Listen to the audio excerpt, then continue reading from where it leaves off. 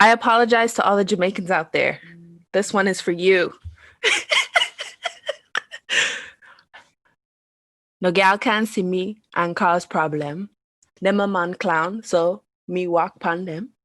Me no love chat, but me I want them. Tell them this a real Cheyenne Jeannine anthem. No gal can see me and start problem. Them a man clown, so me a walk pon them. I don't know.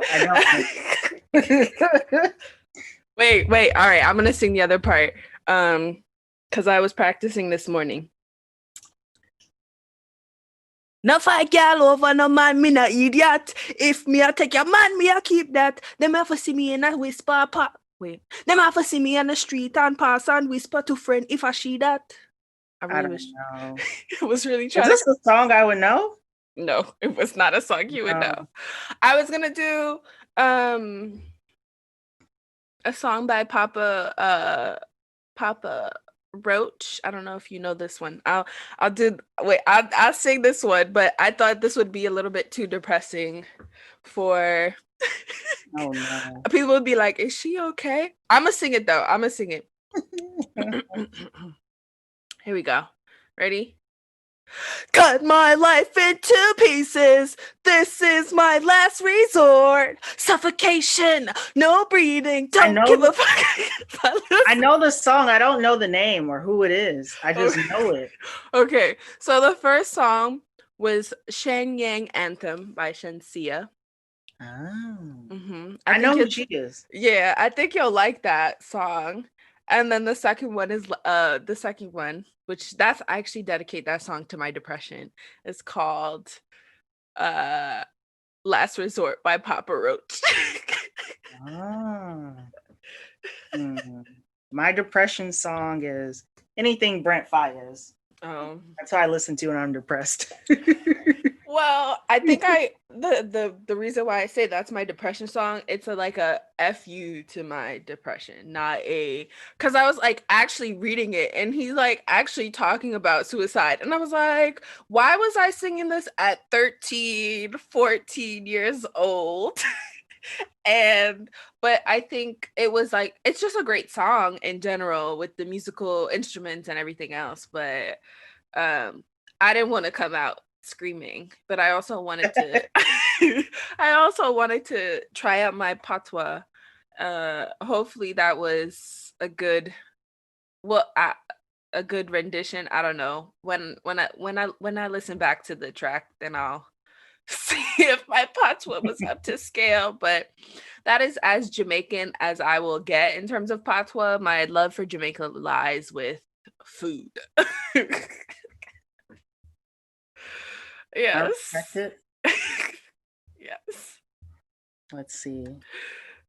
I can't think of a song this week or a movie. No.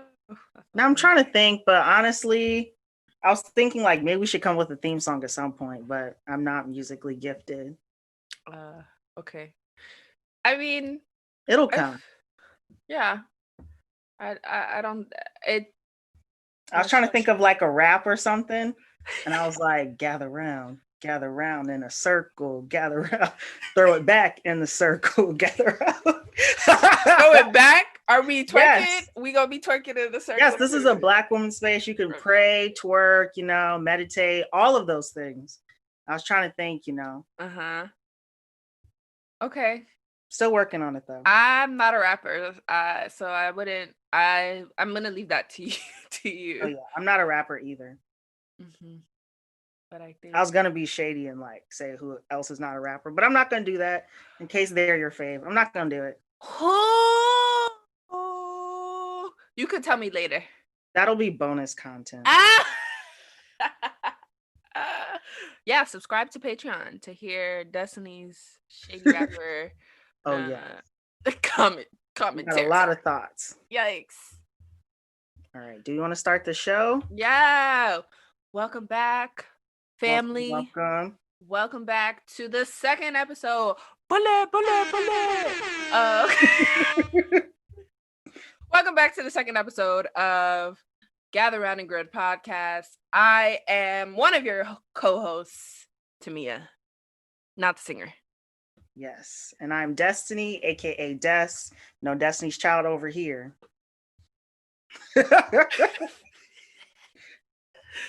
Oh man, I hope Oh everyone is wait, doing what are your well. pronouns, sis? I don't think people. Oh yeah, my pronouns.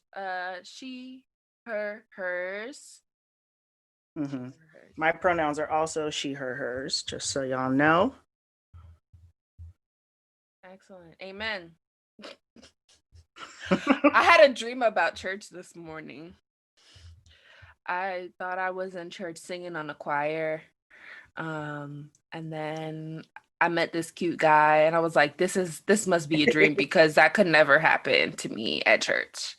But that was it was a funny tidbit I wanted to Do you share. miss going to church? Like with the pandemic, do you miss like the physical, like Yeah, going to like the church? I do. Sometimes, yeah, I really do. I think there's something very special, especially at a Black church, when they start putting in the drums and people start not that a lot of people catch the Holy Spirit, but there's something very moving about the the communal sanctuary, uh Mm-hmm. and just how reverent and it's just special. Like a lot of my memories from growing up are in the church. A lot of where I perform was in the church. So at times I miss it. But I also think now that everything is so easily accessed, I can go online and find a sermon if I want to. At my church, we do Sunday church on the phone. So yeah, every Sunday. Mm-hmm. What about you? Yeah, I think, well, because where I'm at, you know, the diversity in the churches, it's lacking. I'll say Mm-hmm. that. But I do miss going to a physical building. Mm-hmm. I think there's just something different about like getting dressed and then going to a church and like, especially for the music part. I think the music experience isn't the same Yeah. as when you're at home, and it's Mm-hmm. like I can just go in the kitchen and go get some coffee or Yep. get something to eat, and it just doesn't feel the same because I be getting distracted watching the virtual church and things. Sometimes they just don't hit the same, and not with virtual church, the choirs don't sound as good. So it's like sometimes the little worship teams, they don't sound good through Yeah. Zoom. Whereas like at a physical church, like when you're there, the choir, you know, so like 30 people. So the bad singers get drowned out. So yeah, not everyone sounds good through Zoom. That's true. Nah, damn. You are shady today. That's okay though. I am. A lot of negativity, but that's just me. I've had a It's been a rough interesting week. week. Mm-hmm. Yeah. Yeah, I would say for our check-in, it's definitely I've actually I started like writing down like my moods because I've found that this whole entire week I've just been up and down. Like Monday, I was like extremely happy, like just extremely Mhm. happy to be alive, doing work, getting stuff done. And then Tuesday, Wednesday hit, and I was Mhm. really down and depressed. And I was like, why is this happening to me? Like, why am I? And I was bloated. So I was like, okay, so something is up. My therapist and I are trying to figure that stuff out. Mhm. But I've been Do you more. think it was the weather? Was like the sun out Monday? No, I don't even I don't remember. Let me check my phone. I don't think so. I just have a I don't know. I honestly can't tell you. I think part of it was I always get really excited when it's to start the week off because I'm like, yes, I can finally set a routine. It's a Monday. I can do this, that, and the third. And then the next days come and I'm like, damn, I have to like finish out the week. Like yesterday I like tapped out. I tapped out early. I said the same for me. Like it was really up and down. I Mhm. started the week on a high. Um and like sleep has been weird for me because we got the puppy, so I don't always sleep through the night. But then like one day, well, since I'm out here in Illinois, I saw the sun twice this week. And I noticed that when the sun is out, I tend to be in like a more upbeat mood. But then when it's like kind of gray and glim, um, I've just been kind of down. I don't know, just not. I wouldn't say like I've been depressed, but I don't know, just a little down. I kind of feel like I've just been going through the motions the last few days, just not really looking forward to stuff. And I've been trying to be intentional about journaling and stuff like that, and having to like shift energy because I don't want to stay in like a mood too long. But I don't know, things just felt a little heavy and I couldn't tell you why. So I'm still unpacking that. But then also, it could just be sad. My therapist tells me like, there's not a reason for everything. Sometimes, that's just how it is. She's also telling me that like anxiety is pretty common in Black women, and that um, we tend to have more severe experiences with anxiety and stuff like that. So she's just like, just don't be kind to yourself and let it pass. But I've just been kind of like blah this weekend, just dry. That's how I feel. Yeah. I saw a tweet on Twitter. And I relate to you. And I saw a tweet on Twitter that kind of that was like eye-opening for me. I need to credit who this person is. I will find that later. But one of the things she said that's gotten her through so much pain is like, and a realization that has really come to her is that you have to fight for your happiness. And I now that I'm in therapy and I'm actually consciously active and noting when I'm feeling certain ways, I'm like actively fighting to have that feel good moment. Because I think for me, I sometimes I just feel like I have more bad days than good days. And even on my bad days, I'm like, why am I not happy? Why am I feeling this way? Like, this past week. But maybe that's also too having to do with my amount of intake of social media and not wanting to deal with other things that are just as important. But yeah, that's pretty much my check-in. And I empathize with you, sis. Yeah. I empathize with you. But it's a step in the right direction. We're admitting when things are wrong and we're not acting like it's not there. So being like, I'm noticing this feeling. Very true.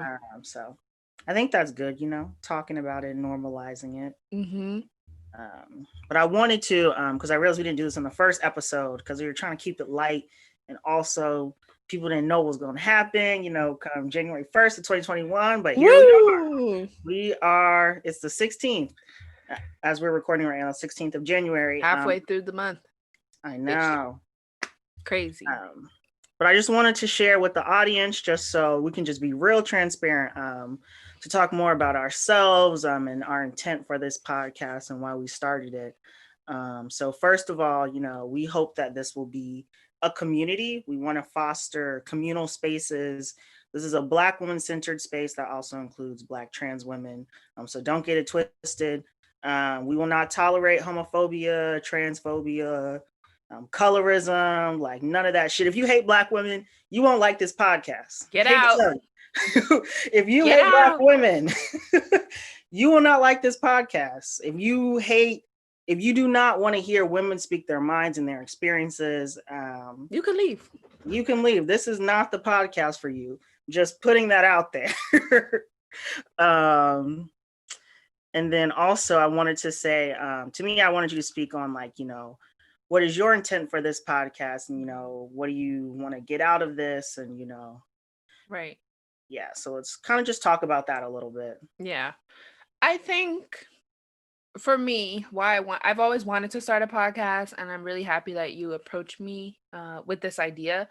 I first always wanted to just talk about how to navigate through my 20s.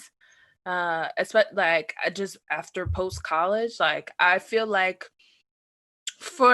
it's funny, for a long time I had this ideal number, 21 was the ideal number when I was like a teenager and whatever. I was like, when I get to 21, I'll know everything. And then I got to 21 and then I was like, I still don't know shit. And then I slowly, as I was turning 22, I said, wait a minute, I keep aging? I hadn't seen anything further than like my young 20s, and now I'm finna be 25. And and I'm still trying to figure it out. And I think part of that, I wanted to share my experience going through that motion, but also I wanted to learn from others. I wanted to create a community and a space to talk with other people who are also going through the same shit, or just going through life and um figuring out things as they go. I think there is, and also I just wanted to create something. Like, I'm a creative Mhm. person, and I love to have conversations. I love to talk. I love to um, laugh, but I also like to have really deep and intentional conversations with people, because I think it's important. And often I don't do it enough. Sometimes you're like, "Hi, how are you?" That's like talking about the surface stuff. But Mhm. I know there's so much for me to learn and to grow. And when I put myself in that spaces, right, for especially for this podcast, one of the things that I wanted to do is um bring on people who may have different viewpoints than me, but and make myself uncomfortable. I think also too, like, I'm ready for uncomfortability. Not a lot of people are. Like, I'm actually ready to grow, and actually ready to hear other people's thoughts and share. And yeah, and I just hope for that podcast that this will be an outlet uh to to to just show all of those aspects that I just talked about. Mhm. Yeah, I'd say for me, it's very similar. I love having like deep and introspective conversations. So I think about my college days and how, we would just have conversations in the dining hall for like sometimes 3 hours on end about anything and everything. And so I really enjoy doing stuff like that. But then also, I think a lot about how, so I'm speaking as like someone who's 23, being a young Black woman navigating the world. Um, I think there's this notion that you have to wait until a certain point to do something. So so I'll just use college as an example. So right now I'm pursuing my PhD, and it's like, so I'm going through the process, and it's like, I'm not a doctor yet, but my story, my experience, there's value, and there's things that other people can learn from me while I'm on my journey, even though my journey isn't complete yet. And so Right. I think a lot about how I know a lot of Black women doing very cool and different things, starting businesses, going on spirituality journeys, and they're Black women studying like medicine and women's health. And there's so much knowledge there that is untapped. And so I think a lot about how we can kind of share information and resources with each other and have these conversations and push back on that narrative that you have to wait until you have these markers of success.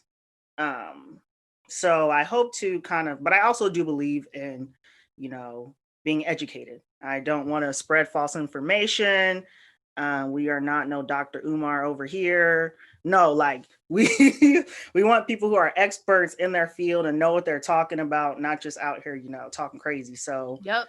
I wanted to be clear about that. But I also don't believe that, I don't want to attribute value to the work that I do, and I don't want to do that for others. So even if you don't have these credentials per se, but you are knowledgeable about a topic, I want you to come on the podcast and talk about that. Mhm. Because I don't think we should attribute value, to the work that we do, even though there's value in it. But it's like, me at the end of the day, regardless of whether I have a degree or not, I'm still Destiny. I'm still a person, and my life matters. Um, and it's the job of capitalism to tell us that we don't matter. That the only value we have is in the work that we do. Mhm. We're just so much more than that. But I'll get off my soapbox because I could talk about capitalism all day. I want to hear that conversation. We should just dedicate an episode to capitalism, because Yes, I capitalism's don't about to pay kill it. us all. I don't pay attention to capital, or I try not to, but I know it's like part of the underlining reasons for a lot of the turmoils that Black people experience, and we experience today. Just like uh uh como se va. Just like I mean, COVID, we see yeah. like how capitalism is There's people making more money off of the pandemic. Yeah, like sorry. Jeff Bezos, Amazon, they're making more money. Meanwhile, people at the bottom, everyday working folks, are losing jobs. Yep. Like, yeah. There's like our healthcare system, like capitalism explains everything. And also I couldn't you took the thoughts right out of my head. I couldn't iterate it properly, but yes, you're right. Yeah. Or if you think even about like these celebrities, how they're able to have these big parties, Lavish they have the capital that is able, they have the capital that can afford them to get everyone tested. They can rent out private parties and rent out private resorts and get all these fast track COVID tests. Meanwhile, regular everyday people have to wait hours in line. Yeah. So yeah, but that gets pretty dark. But you know, it's the truth. It is. An LLC is not going to save you. And with that, I will stop. Dead. Weak. LLC Twitter. Shady. Too much. Should just call this the shady episode. Get you an LLC. Like, I can barely pay rent. We're waiting on a stimulus check, and you telling me to get LLC and flip it. Like, what? Anyways. I have yet to get the first stimulus check, so there you go. Really? Yeah. Let's not talk about that. Anyways. Want to take a break? Yeah, let's take a break. We'll be back. Maybe I'll throw in some music for this break.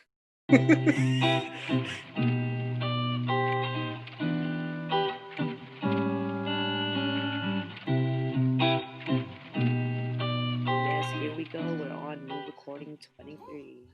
Sorry, I forgot that y'all could hear me. I thought I was talking to my computer. Those lovely voices you're hearing are our guests for this next segment. To me, you're not. Oh, so we're not used to this. We're nervous. Who's nervous? You nervous? Well, I am. I get nervous about everything. Aww. I'm anxious. I'm an actor. I have my crystals right here in my hand. I'm like trying to calm myself. So. Deep breathing, my friend. But yes, we have guests on the show with us. You want to introduce yourselves?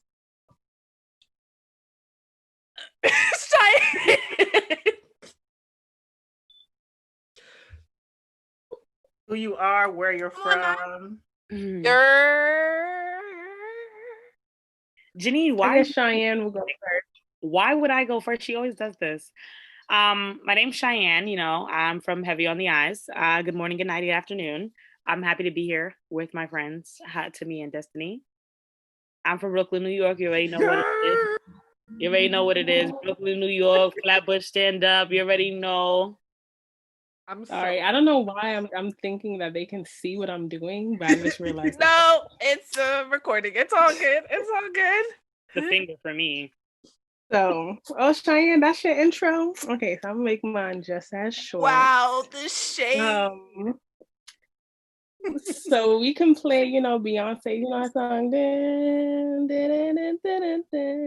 That's my intro. Hey! And I was gonna play it, but I was like, I don't know if copywriting is like a thing or whatever. So. Oh yeah, we can't afford that. But song is. I'm Jeannine. I'm from Harlem. That's in New York. Now I reside in the Bronx. Yeah. Temporarily. Oh. And yeah, I'm Cheyenne's friend. I'm the other side of Heavy on the Eyes with a Z. So welcome.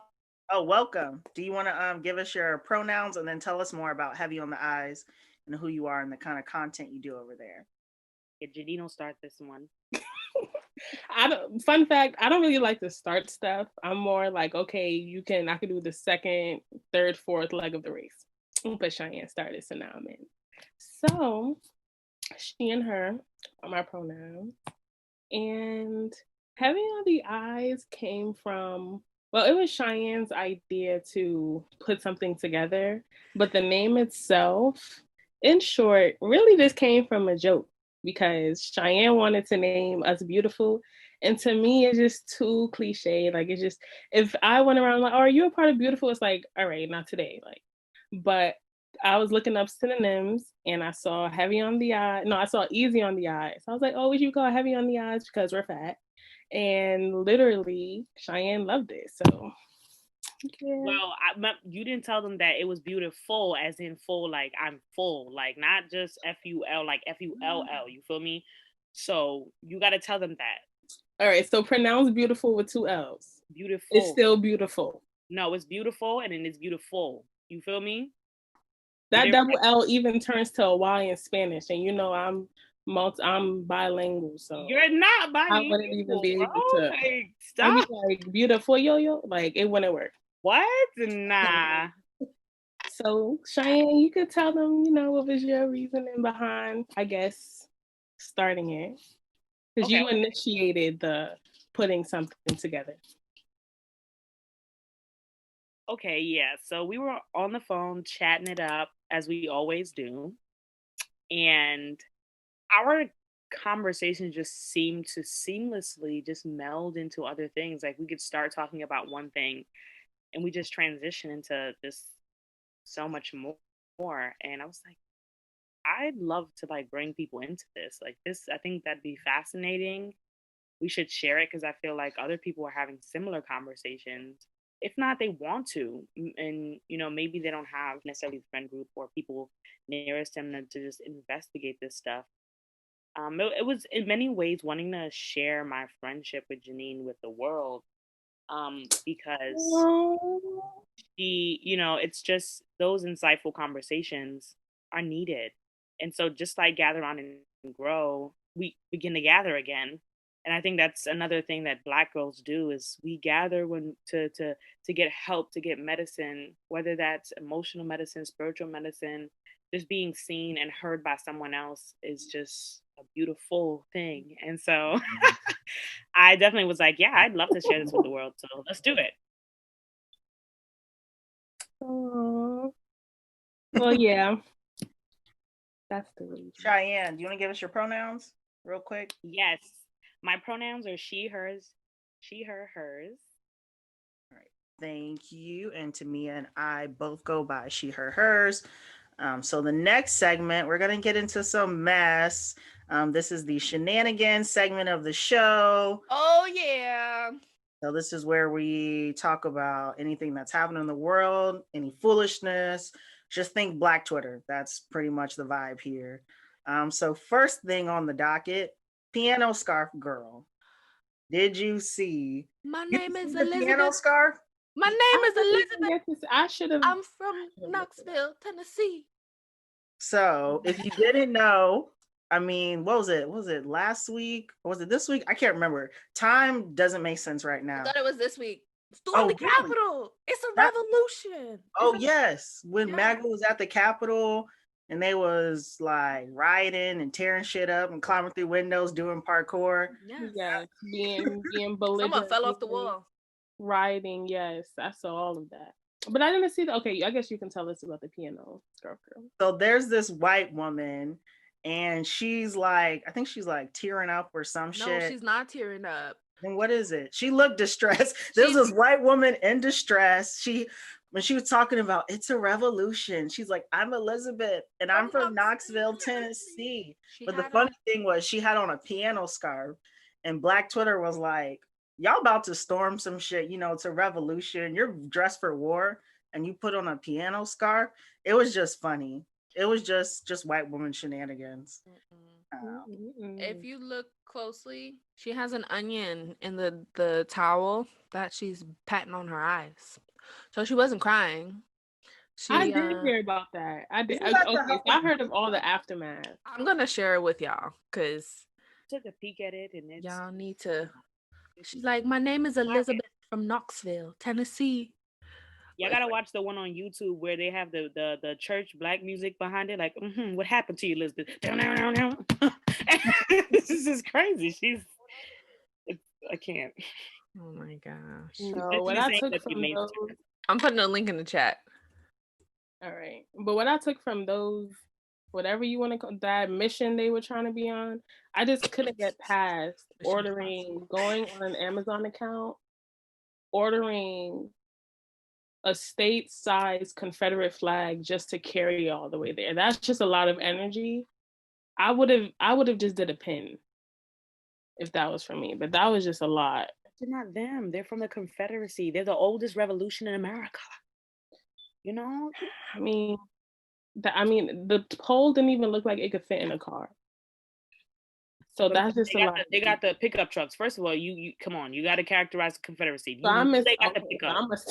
I missed all of that. You know they got the pickup. I'm not even from that side of town, so you know that's not even the state I stop in. It's just really just skip over. Oh, it's one of them stud downtowns, huh? We got the privilege of living in the north. That's the reality. Because we probably would have got a crack a lacking if we was from the south. You know, we got a dip like. That's true, but y'all got upstate New York. Upstate New York is terrifying. Yeah, when we went to school. Cold. It's cold though. True, it is cold. Yeah. That don't mean nothing. When we went to, I remember one time I was coming back from break, and there was someone up in the area, the Chicopee area, and they had "Make America Great Again" right on their front yard. So they everywhere. They are everywhere. It's the York MAGA Depot up there where I'm at. I believe where I'm at, there's a sundown town within 5 miles. I'm so serious. But I was just like, when did MAGA get new merch? Like, they had the upgrade this year. Mm-hmm. I was like, because I'm used to seeing the flag. I grew up in Florida, the butt crack of America. But anyways, I was like, they got the new. I didn't know where they ordered this. They watched Captain America Civil War, and they said, I like that. I'm aware. Yeah, what is that? I don't know the superhero stuff, but why were they talking about Captain America? Because they were wearing armor that looks like that's from Captain America from when they were storming the Capitol. They was wearing armor. It'd be Marvel. Well, only white people could storm the Capitol and really get away with it. Like, it just reaffirms everything. Well, we know this. I know, it just reaffirms, like, bro, revolution do belong to white people. Like, we are the revolt. Like, we've always been the revolt. Like, we don't have a revolution here. Like, when they was fighting their revolution, we were slaves. Like, that's what people always miss, bro. Like, when they were singing "The Bombs Red Glare," we were slaves. Like, I'm really trying to know that's not like lyrics. That's why it's funny. Whatever they were singing during that battle. Like, we were slaves. I have to awake people. Like, that's not a fight that we won, bro. Like, very true. Mm-hmm. Very true. I want to get y'all's reactions. So I know, like, the day of, there was a lot happening on social media. So were you part of the group of people that were laughing and sharing memes that was like, this ain't black people business? Were you in that group, or were you more so the group that was like pissed off and writing think pieces? Or were you in the middle? I'll say that I was in the middle. I was laughing at the memes. I was like, this is truly on white people. Y'all get y'all people. And I was also, after I thought about it, I was just like, not surprised, but also like, damn, it's another reminder that they don't give a damn about black people. Like, and that's just, it's a sobering thing. Like, we know this, but it's just like, damn, y'all always reminding us that these white people can do whatever they want, and like, there will never be any type of justice or humanity for us. But I was in both camps. I did enjoy the memes a lot. What? Oh no, I was just gonna say, so I'm currently on a social media break. So I guess I missed like a lot of, the memes, what comes with social media. And I don't even have a Twitter. So I just see the tweets that are posted on Instagram when I'm on there. But I will say, I'm with you as far as like, it's not shocking. Like we know, for me, it's just more of like, I always ask the question, like, what exactly are you fighting for? Because we just see people there that are just regurgitating other, like, oh, you're doing all right. You're driving downtown, we're driving downtown. Like, that's just more of what I get. It's not really maybe fighting to not put a mask on. Like, there really isn't that, when we're fighting for stuff, whatever way we choose to do it, there's a core, like, maybe we're not trying to get killed, we trying to go to school, whatever. For them, it's like fighting to say that I have the right to speak, fighting to not put on a mask. Like, for me, it's just the energy that is like put out there just to fight for nothing, just always is just like astounding for me. So, but I mean, if it, in their mind, it makes sense. So I guess, like, I mean, I just want to like I mean, yeah, I didn't see all the social media stuff. I'm sorry, I be at work. Unfortunately, no, fortunately, I'm at work and I don't have like I don't watch the television, so I caught up in the end. Honestly, I was in this boat. White people doing stuff crazy, still ain't getting killed for it. Ain't nothing new. I'm gonna respond to you, Jeannine, in saying that it wouldn't behoove you to say that they are fighting for anything. They are fighting for something. They're fighting for the America that they know and understand that's uninterrupted by bodies of color. So they live presently in an America where their lives are uninterrupted. Like I said, like they live in a different there is a different reality that certain white people live in America that does not include us. They're still lamenting a country that was supposed to center them, and a country that said this is what we found, but in them finding this country, they also saw it fit to then capitalize off of bodies and then steal people, ship in people, and that's the oldest argument in the world. And I'm currently watching this show called Warriors, which is based off of Jackie Chan's writing, and it's about the Chinese experience here in the U.S. But um, in this show, the Irish and the Chinese are going head to head because they're both immigrant groups. But the Irish feel like we fought for this country.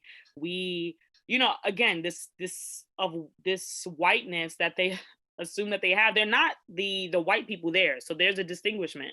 The Irish people are still a working class people, but they're not seen as the Chinese. So we're talking about those realities of America that we deserve, and we have claims to this country that are founded in this idealization, the lies that they told themselves. God, glory and gold is why they were able to inherit all of this. So it's unfounded, but that is what they're fighting for. So I guess I just meant I don't see any I don't validate or like see any value in that. But you're definitely right. That's their mission, I guess. So if somehow they think that they can get that, which they have, so I guess they have every right to think they can get it. But well, the poor haven't gotten it. See, that's the problem. The poor white people never got the promise. That's the problem. And when they lost the Confederate War, the promise went even further away from them, and they still blame Black people for that. Like, we know that y'all are slaves and y'all want more for yourselves, but we come first. That's always been the argument. And white women always been telling Black women to sit down, because they like, bro, my husband's still broke and he's trying to get ahead too. So I'm trying to help him so I can help me. But you could sit and wait a little bit longer. Like, I got you, sis. That's the problem too. That's why we don't mess with them neither. Because it's like, sis, you always trying to like you on your case first. Yeah, and I like that you mentioned white women too, because they're complicit in this, and it's, I think, also like pushing back on that. This is not just a poor white redneck, backwoods. Like, these were people in high profile positions, police officers, firemen, legislators, like real estate people in real estate. And so people, teachers, educators, like, so these are people that have power and positions of privilege that impact Black and brown people. So that's just, but I'm glad they're being exposed. I guess it's, as a Black person, some part of me is just, I don't want to say happy, but I'm just like, well, y'all gonna see, y'all been thinking Black people the problem. Okay, let these white people tear this shit up, and it ain't us. Like, I'm not saying it needed to happen or it should have happened, because I'm not gonna, the threat of violence, and there were Black people in that building at the Capitol. So I'm not going to say it needed to happen, but I'm just like, as a Black person, part of me wants to see America reckon with its history. Like, Trump has been amping these people up for years, even though like racism has been a thing forever, but like this rhetoric has been building up for years. They have been going unchecked. White people have not been checking their people, their family members, their racist uncles. Like, we hear the stories, and it's like, this is what happens when there's no type of accountability and you let this rhetoric fly and you empower these people. So like, as a Black person, seeing cops fight with MAGA rioters, I'm not sad about that. I Okay, so I was more on that side from what I was seeing from the news, because I think I definitely agree with everything you said. It's more so for the future to write down just so this hypocritical situation could be documented.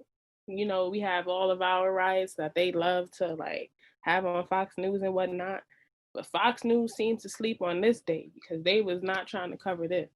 But just to have it stated, like now people don't need to even realize whether it's hypocritical or not. It's more just for the future, right? You see everything that they was basically how they were demonizing the Black riots or protests or whatever, and then this is literally just putting the capital in danger. Not a neighborhood that everyone says they don't care about, not a situation of like just their white, like I don't know, suburban neighborhoods or whatever. No, literally the same people. Oh, sorry, I don't even want to dwell on this too much, but another thing that came to my head was the fact that they're supposed to be, they push the narrative that we hate police officers or whatever, right?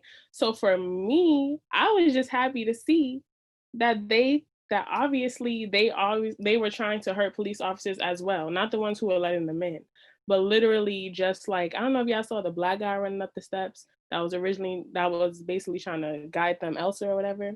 But just to see, I thought that y'all were for pro police. Blue Lives Matter. What happened to that? I was like, oh, if I was a MAGA person, I would be dodging all police. Like, all right, you can go by. Like, I don't know. It just shows the hypocrisy in like so much of what they say and the narrative that's pushed. Like, but people ain't gonna see it now. They're gonna see it when it's written in a textbook, even though it'll be sugar-coated, and the same thing will be over again.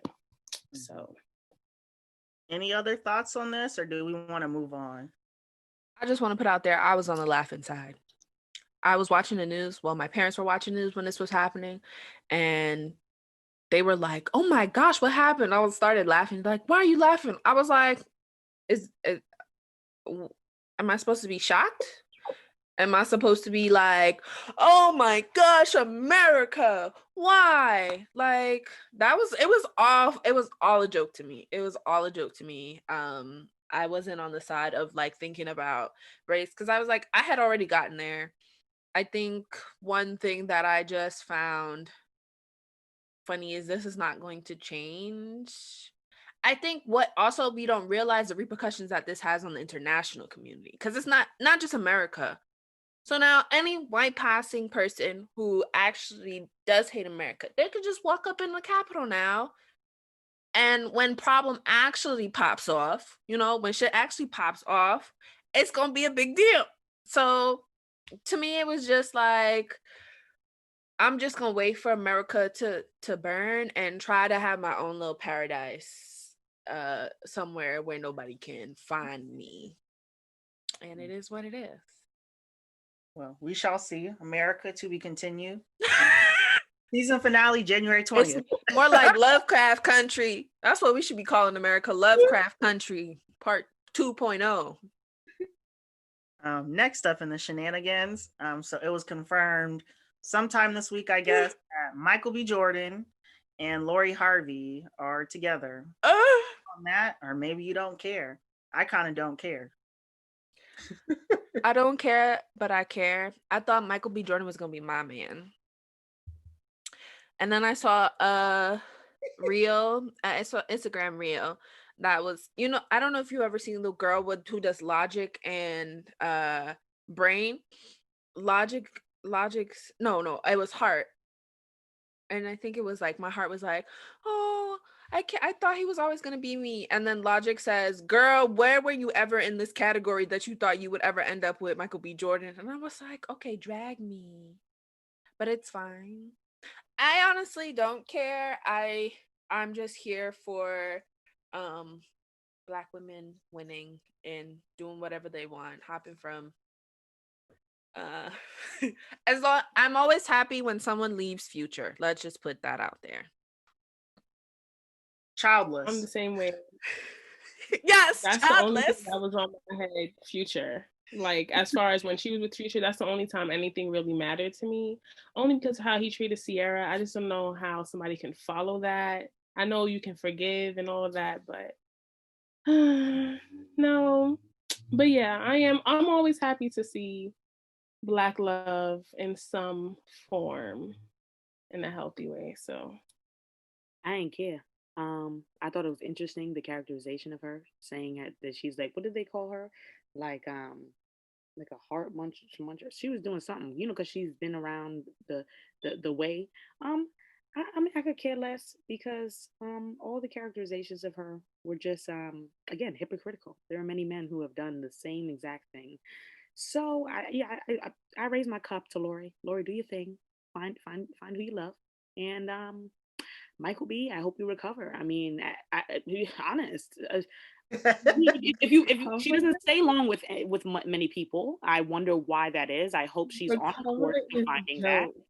No, because I don't want people to get hurt. Not him, not her. But I know that she's definitely left relationships. I'm not saying she's like supposed to be crying on Instagram, but she's definitely left relationships and just appeared with someone new. So I don't know what that transition period is like. And Laura, you may need to open up a book because clearly you was taking your father's lessons to truth, and you really been thinking like a man. And you might need to the seminar. You might need to open up a show to show us girls how it's really done. Because from what I'm seeing, how you go from Diddy son to Diddy, like, and everything was copacetic. That was real sketch. That's copacetic. Like, what is going on? How did you repair those things? I'm not sure.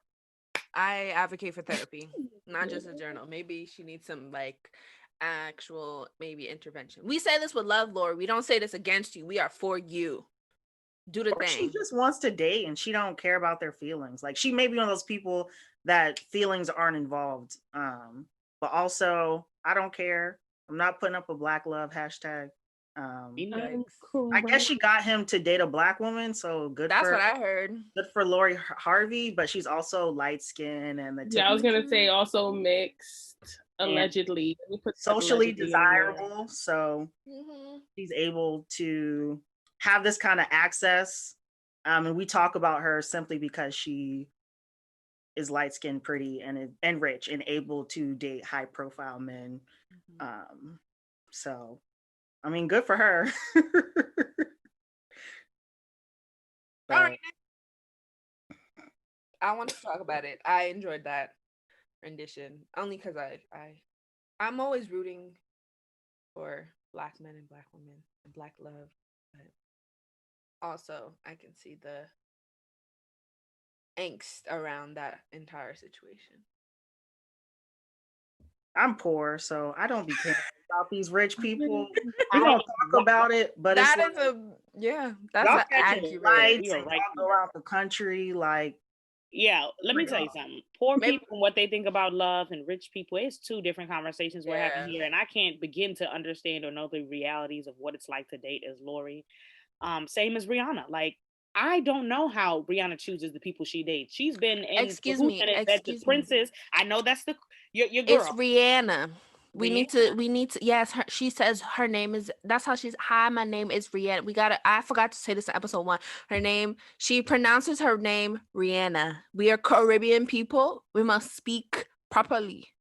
That's as good as my patois will be. Jamaicans is gonna call her Rihanna, whatever the hell it's gonna be. But I appreciate that. Rihanna, what is it? Rihanna?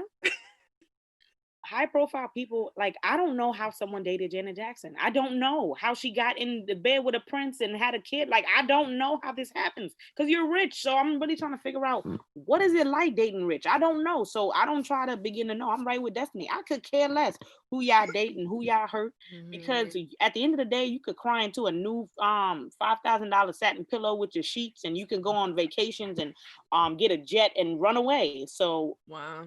Do y'all thing. Y'all want a whole nother level. Do y'all thing. True. Would you want to date rich?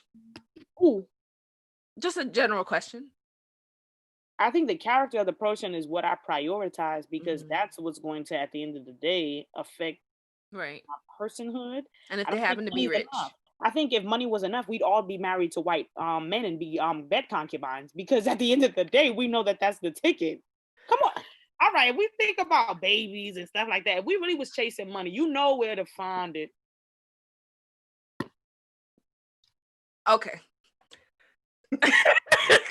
Like, I'm not gonna hold you. You finna break your neck, friend. All right. Next topic in the shenanigans. Good. I don't know if you saw, but Issa Rae announced that the last season of Insecure, this upcoming season, that will be the final season.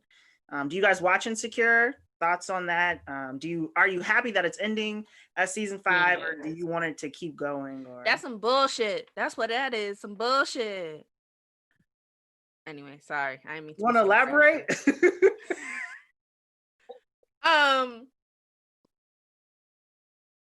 No. That's it. I'm actually watch her masterclass though. And that's about it. I mean, I guess I would just watch Euphoria. You know, whatever. I'll train. Oh. Cheyenne is giving. The people cannot see you. You need to stop. He's making very, very evident like Black this. women faces. It's giving Kamala at the debate. Those are the faces. I'm crying. I'm speaking. I'm glad it's ending. Cheyenne, your Apple Watch cannot speak for you. We need to hear your voice. This is an Amazon. This is an Amazon watch. Poverty has gotten to me. It don't even Poverty has gotten to me. It has reached. This is an Amazon watch. I have watched Insecure. I think 2 seasons, but then I don't know, somehow maybe my mom stopped paying for whatever thing I was supposed to see it on, so then I lost access to it. I've been seeing some articles about it and such. Heard a lot of comments about themes around best friends, men, and toxicity and all that stuff. So I want to say it's gathering a great following from what I know. So I mean, I just want her to win. So I'm always here for that. I don't know if I would have been as invested in the narrative. I don't know because I haven't watched. I think well, now I guess I can elaborate on why I said it was some bull. Because it got me through quarantine this year. Let's be honest. Like, it really got me through quarantine and made me believe in love again in some way. Yeah. It was just really well put, and the storyline was really good. They really know how to tell stories over there at HBO. But I understand, like, all good things must come to an end. And I think it will be this. Hopefully, if they end the season on a good note, we'll see some type of growth from all of the characters that are involved, and hopefully get some. I don't know if it'll end on a happy note, but some, like, when you watch it, you're like, wow, I'm satisfied. Like, I want a show, and I think that's probably why they're ending it. Like, this show, I would rather have a show that is fully complete and end early than have a show that is really good and then they drag it along because it has all the clout with it. So I think that's my thoughts exactly. I'd rather it end on a high note than for them to try to push more seasons and they suck, like the last 2 seasons of The Office. But yeah, I have a lot of positive memories about Insecure, just watching it with friends. I really like that show, and I remember it was one of, like, when it came out, it was like one of the only shows where you got to see like Black women on the screen like that in that way, and like Issa rocking her natural hair. That just wasn't something that you saw. And they fit so many themes in 28-minute episodes. If they ended, I hope they do a spinoff with Kelly. I would love to see that. I love Kelly. Get her a show. That's my only request. Yeah, I'm the same. I love Issa. She's one of maybe, I'm not gonna say a few, but her and Ari Lennox are like top contenders for like just people I appreciate. And Insecure, of course, is what introduced me to Issa. And then I kind of worked from there back of just like learning her story and everything. So I'm with you guys as far as like, especially just knowing Issa, I just feel like she's very just like, she really doesn't care what the, like, if people have a problem with it, it's like, I'm doing this like regardless. So I would do the same thing. I think you created, like you guys said, the show just for so many people represents so many things. For me personally, I don't even know, I don't think I started watching it when it came out. but somehow I got somebody's HBO account, or I was in someone's house and they were playing it. And from there, I just jumped from subscription to subscription. But ultimately, like, that's the only show I watch on HBO. So maybe like that will end my thing with HBO. But I think, like you said, Destiny, as far as just normalizing Black faces, Black, undeniably Black faces. I love that Issa did that with her and Molly, and just having Black people who didn't scream Black every day, as far as like verbally, but literally just showing how Black women can just move through multiple situations. It's a sense of just normalcy, and like every day, like we're not here for a political stunt. It's literally just here to tell stories through a Black lens, which is what I appreciate. I think some people may think it's an end to that. I can see the frustration maybe with that, like you think that's ending. But I think Issa, she's done a lot of other things, and I think she will continue to do a lot of create more content, which I'm for personally, because I mean, Insecure could be stretched out for possibly another 3 seasons, but I'm sure her mom, she's like, I'm done. Like, first of all, it's too much to be 2 characters, me in real life and Issa, y'all thinking I'm her. Like, I'm with her as far as like, I need something else. Like, and I think that's where she's at. Like, I'm done. So we're ending this now. Like, so. Well, I actually forgot that Insecure was on HBO. I do have HBO. So I'm gonna go. So what's your excuse? I'm gonna go ahead and finish that up. I'm gonna wrap it up. Come on now. I need to go back and Get watch your life together. I will. All right, I think we're gonna take a break here. So if you need to get up, get water, go to the bathroom, and then we're gonna do the actual show segment, the gather round topic. Excellent. Sponsors, this is where your part. This is your time to come through and sponsor. Boom, right here. Whoever wants to come. If you want to, talk about toothbrushes, if you want to talk about therapy, this is your time now, sponsors, to come on in and show up and show out.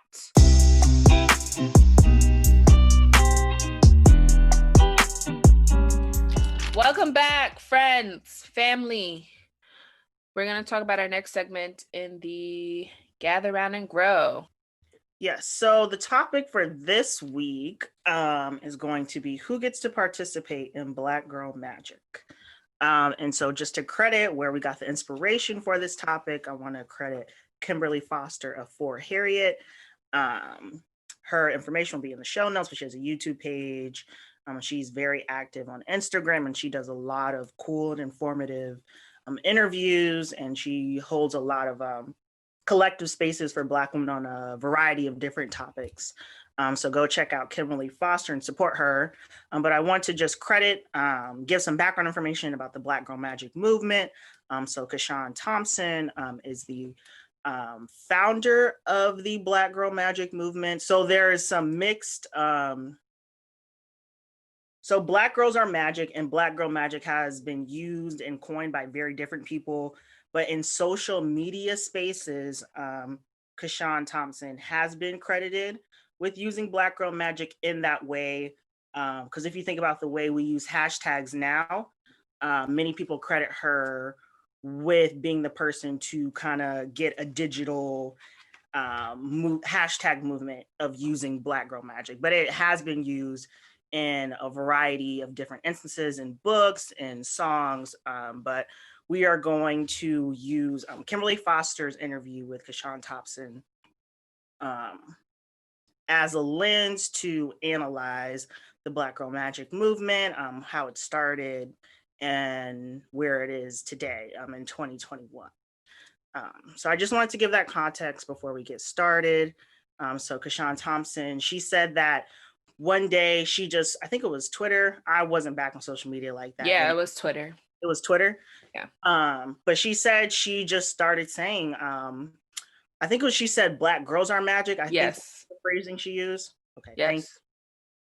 And she was saying that in reference to just the regular everyday things she saw her mom do. Like when she saw her mom get dressed and brush her hair, she thought that was magical, how beautiful her mother looked. But yes, so Cashawn Thompson was saying In her interview with Kimberly Foster, she kind of talks about how she didn't get the recognition for this movement. So she says that she wasn't the right kind of Black woman to be the face of this movement. So she talks about how she was a single mother, Right. how she wasn't college educated, and she felt like she wasn't the right face or for this movement, and how it kind of got co-opted by other people. And because, you know, she wasn't college educated, she was low income at the time. She said that a lot of, I'm trying to think of the right words, but there's a lot of political things that happened with this movement. So people made whole brands off of it. Right. She didn't get any type of financial gain from this movement. And so she kind of basically says like how it was kind of stolen from her, and how a lot of people to this day still don't really give her that credit of using Black Girls Are Magic in that way in a digital space. So I kind of wanted to give that context before we start talking about Black Girl Magic and who gets to participate in Black Girl Magic and what that means to us. So any thoughts or reactions to that backstory? How did you come to be familiarized with Black Girl Magic? What was your first instance? And what comes to mind when you think of Black Girl Magic? Yeah, I'll go. When I saw that, I really enjoyed that interview after watching it, just to get a little bit more background on what Black Girl Magic was, or what Black Girl Magic was. I think there was a time where they had started to change the image of Black Girl Magic as it to being as you have to be within this kind of social class of having your life together, or like some type of celebrity. Like I think they were talking about like Tracy Ellis Ross or Michelle Obama as like that being like the poster woman to be the face of like Black Girl Magic. Which wasn't the case. And now that I watched that, it makes me realize like I've also tried to not necessarily coin the terminology as my own, but I've put in the sense of the everyday actions, or the how I see my mother working, or my aunt, and being like all of this stuff is extraordinary, and it gives me that kind of slogan, gives me like a thing where I can like put that in, like it's like a little treasure box almost, to say that all of these things that I had thought of magical, of seeing just like how my aunt and mom work and like are passionate, like that is magic within itself. Like that was my magic that I saw of them. And so it makes sense as to why she would want to say something like that. Yeah. And what do I think of Black Girl Magic? I think it's beautiful. It's a beautiful movement. I know a lot of people have come to capitalize off of it, which is with everything, I feel like. But I think if you're using it in a genuine way to highlight the value that Black girls and Black women have contributed to Black culture, Black communities, like I think it's something that should be celebrated and appreciated and uplifted. And I would say that I don't necessarily use it on the daily, because I live in my Blackness. Like I don't have to be like, oh my gosh, what she did was Black Girl Magic. Like I just know it's like just Blackness, and she does like, if somebody does, like I know there's like some things where people are like astonished as to like, oh my gosh, it's Black Girl Magic. Like no, that's just Black people doing Black things because we Black, and we just Black, right? And so to co-opt it is, it for me, it doesn't like, I don't know, it's not for me. But I still love it. Like I'll use it if I want to highlight something, or do some hashtags or whatnot. But I'm not finna be out here like that's Black Girl Magic, that's Black Girl Magic that.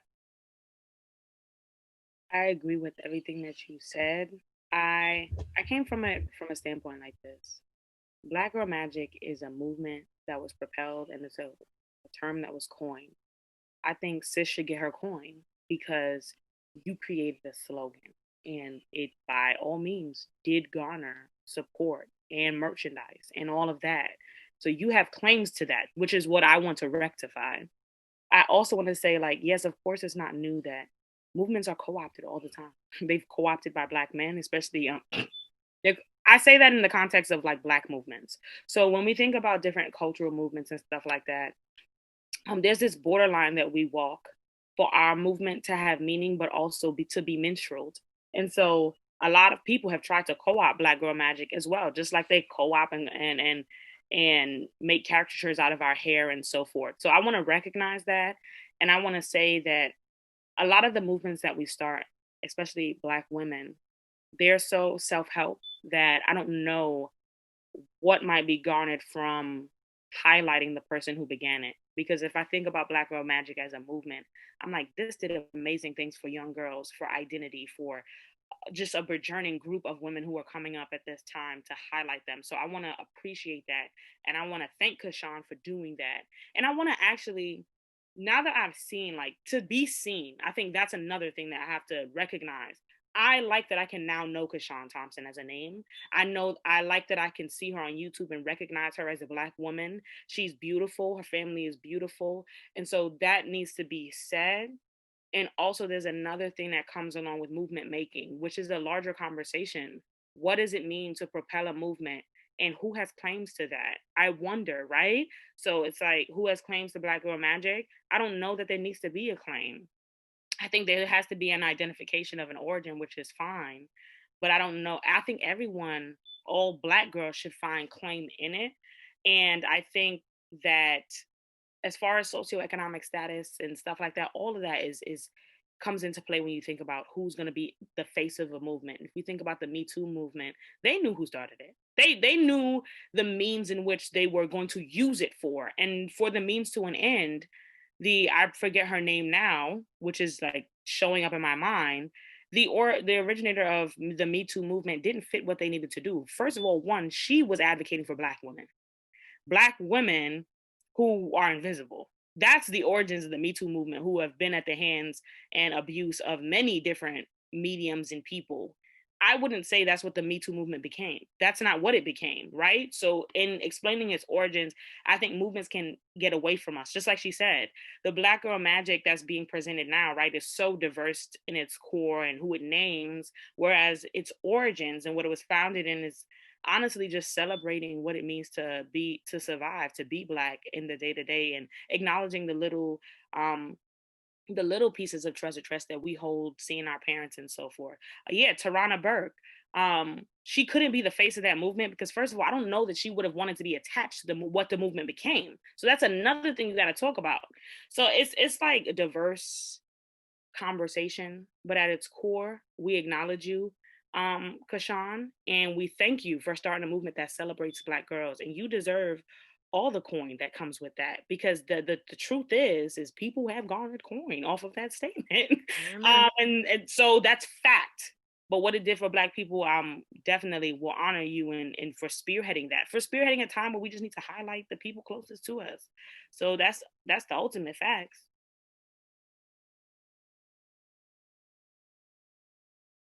Yes. I agree with everything Cheyenne said, or everything even really stated. I think, well, for one, I'm glad you guys even told me about the interview, because I would not have known that was the source of the term Black girl magic. I think there's always going to be, there has been, and there will continue to be terms, hashtags, catchy phrases to just emphasize the value of the Black woman or Black girl, just because we're literally ranked at the bottom of society. So there's always going to be that cycle of realizing that, and then realizing that you don't belong there, and then something to call that out. I'll say what I got from the interview. I think in a lot of ways, like, what am I going to say? Okay, I'm just going to highlight one point from the video, but all in all, I am glad that I was able to access this information through this interview after, 2021 now? What is that? 8 years from when she actually originated, I guess, the term.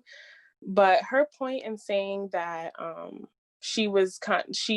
movement became something that excluded her due to what Cheyenne picked up on, classism, or just the fact that, like, even because it made me even think about when we do highlight that in society. It's like when somebody gets a degree, yes, that's that Black girl magic, or when somebody becomes the first of a first, right?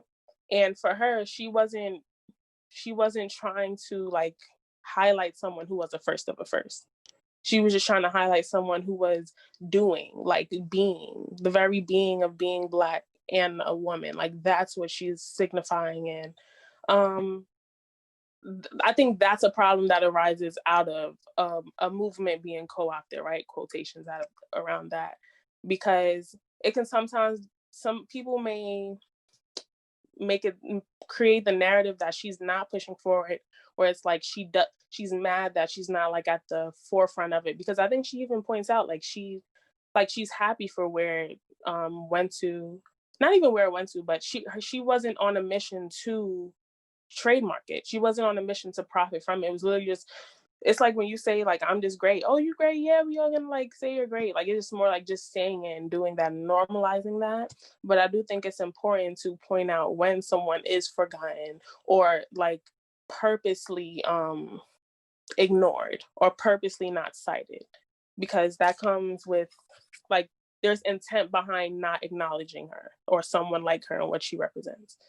But I will say, for Black girl magic, for me, so I don't really like cliche statements. Kind of sounds weird, like just, like when I'm in class, yes, and that was my Black girl magic. Like, all right, like I just don't like stuff like that. But I do see the need for it, and time again, I can see what it represents. But I guess in breaking it down, I would say what I appreciate in the term Black girl magic and when it's used is just the term Black, not just, but in a society where we're literally wrapped in people POC, like I think it's important to just emphasize literally like the Black in that, because literally like, and I think in being in a college setting, you see that a lot. Like there's these diversity initiatives and there's these umbrellaed terms that we have to be under, but we're still at the bottom of that. So I think in recognizing that is just like, thank you. And I think she even said it. She was like, yeah, like it was for Black people, Black girls only. Sorry, not sorry. And I just love that like attitude, that unapologetic tone in saying that. I will also say that this is probably me dissecting it too much because I'm a very literal person, but I think just the term girl has a sense of innocence to it. It's not Black woman magic, which would just sound like wrong. Well, it won't sound wrong, but I think there's an innocence to that. Like, I like to think I had to grow into my womanhood. I'm still growing into that. But I think when I think of girl, I think of like before the enhancements, before the things that are so politicized. Like, even though we have to mature earlier in society, I think, like just that, like before everything that society tries to politicize, whatever's there first, that is like, that has value. That's like your superpower, if you want to talk about like superpowers.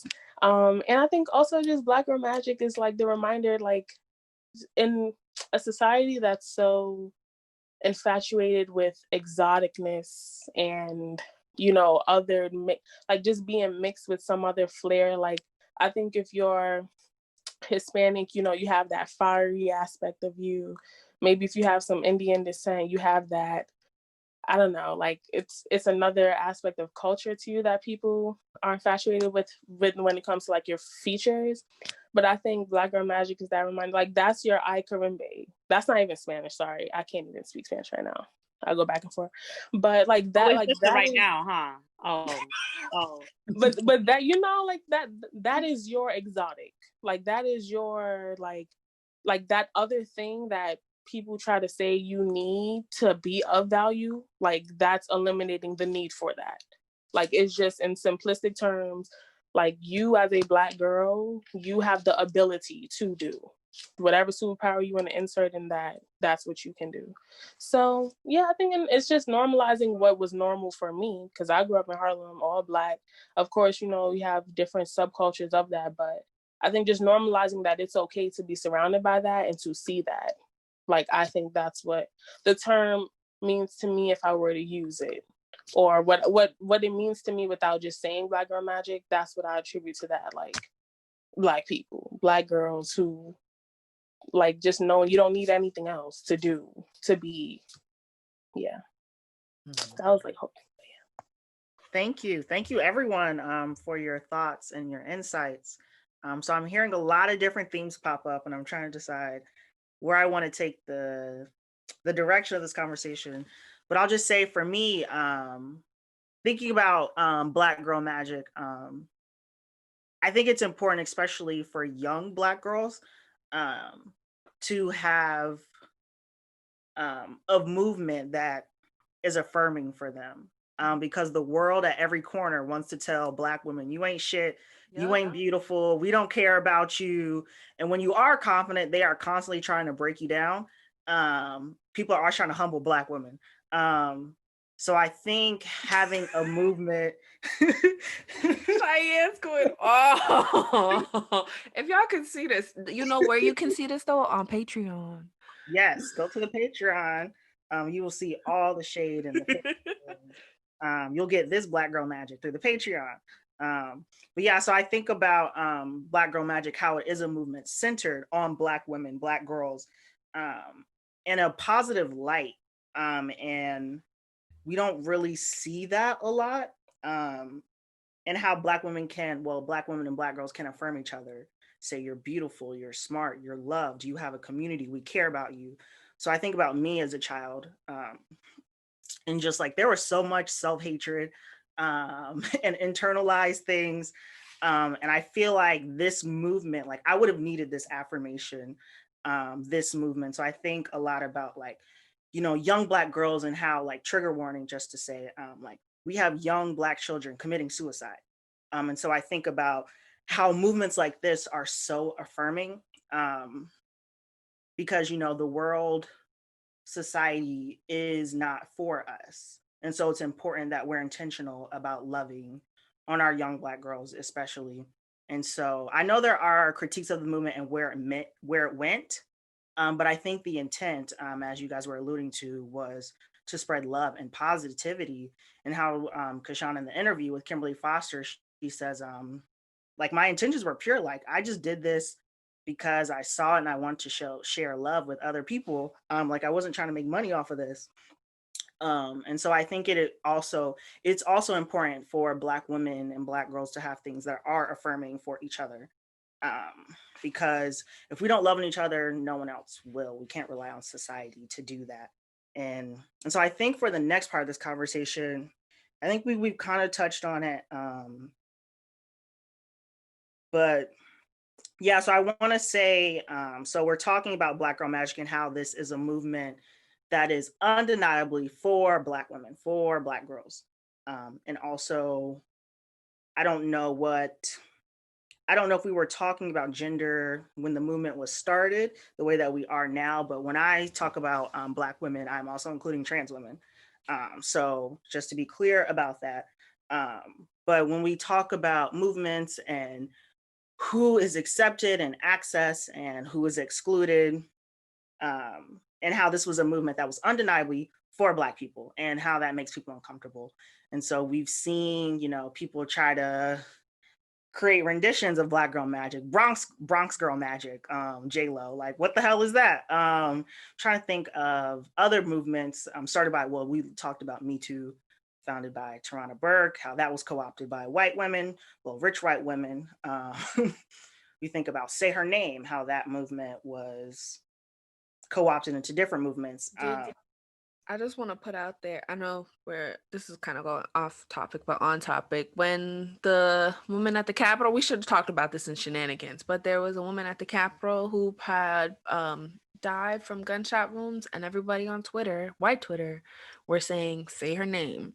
And yeah, and so it's like people taking that stuff out of proportion just like that. So there was a whole thread of, you're not going to co-opt, white people should not be co-opting the idea of saying her name when brown and Black women, Breonna Taylor, right? my mind is drawing a blank. I have their Sandra Bland, right? These are all of the women whose names we should be saying because they were shot and killed at the hands of the police because they were just doing their everyday life things, not storming the Capitol, doing something that is totally against the law, right? And getting killed for it. Not to say that she should have died. Like, I don't wish death on anyone, but the comparison that white people and with white people and black people have with a lot of these slogans is totally different. And if you all I'm saying is, if you want to start your slogan and if you think, find something else. Just find something else, because it doesn't belong to you. It doesn't belong to you, and it doesn't have the same meaning or the same sentiment. Anyways, I just wanted to insert that. Yeah, so thank you for saying that. And I think also as you mentioned, these movements that are often started by Black women, people that are typically at the margins of society, they kind of get co-opted and by other people. And so I'm just gonna leave the question, so as Black women, what if we think about the where Black Girl Magic was intended to and how it's kind of progressed in today's society? So what are we as Black women, how can we kind of keep this movement going in 2021? We may not be directly saying Black Girl Magic in our everyday life or using hashtags when we post selfies, but what does it mean for us as everyday Black women living in the world? How can we kind of keep this movement alive? So I'm wearing a t-shirt and it says protect Black Girl Magic. So for you all, what does it mean for you to protect your Black Girl Magic? Like, what does that look like for you? And what does that mean to you? Supporting the causes that are most important to me, like the Black Lives Matter movement, finding GoFundMe's where people, like actual Black women are asking for help, like finding those resources, finding those outlets that that I know will benefit my community, not just saying it, actually like putting actions to my words. I think for one, that's always been how I have protected my Black Girl Magic, and just enjoying like the skin that I'm in, like enjoying the beauty in all of it, enjoying that I have all these multifaceted, multi-hyphenate things that are unique to me, and also celebrate like the women and girls around me as well in that same way. And there was a point that Jeannine made in the sense of like, we say Black Girl Magic and not Black Woman Magic, right? Because again, with the terminology, but I also think like Black Girl Magic doesn't just apply to a child's innocence. Like, I'll be like, girl, how you doing? Like, it also is that friendly banter between women among us. Like, it's just a terminology of endearment. And that's how you protect it. You make sure that you use it in the spaces that will respect it and know the meaning and know how to treat it with reverence.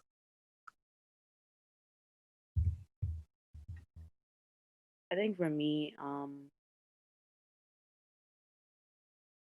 I think as I further evaluate the term, like, especially what it's becoming, it's just as movements become, as hashtags and words become, that's also like a fear thing. Like with marketing, there's a lot of people putting a lot of things on the term.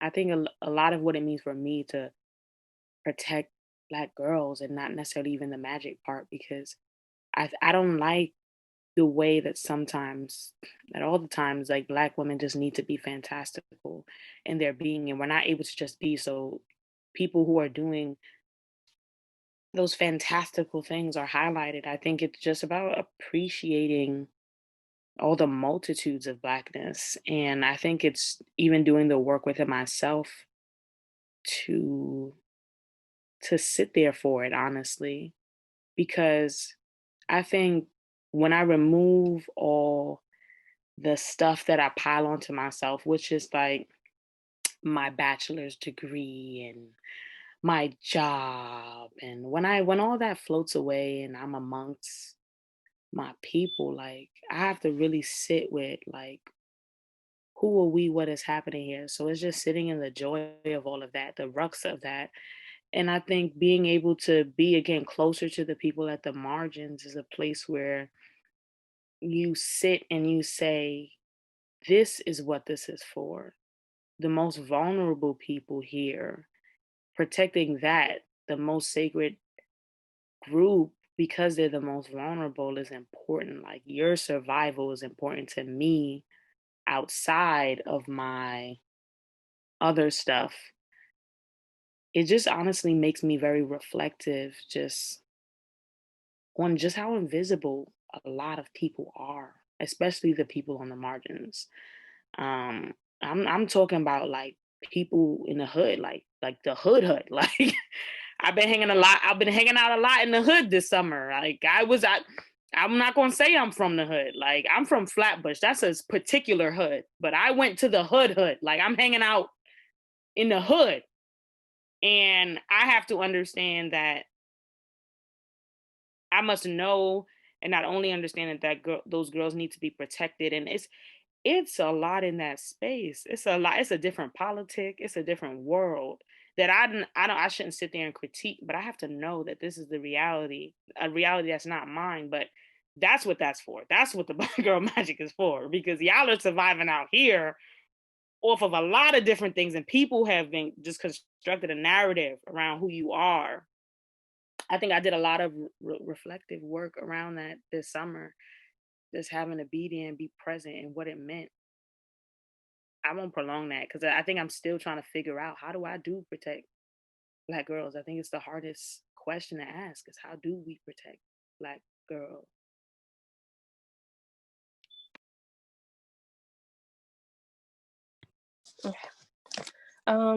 Yeah, I resonate with a lot of what you said, Cheyenne, as far as like, for me, it's just even the definition. I think I was talking to Cheyenne before, but I was like, it literally changes, like, I don't want to say every day, but like just new thoughts come to that because there are just so many layers of it.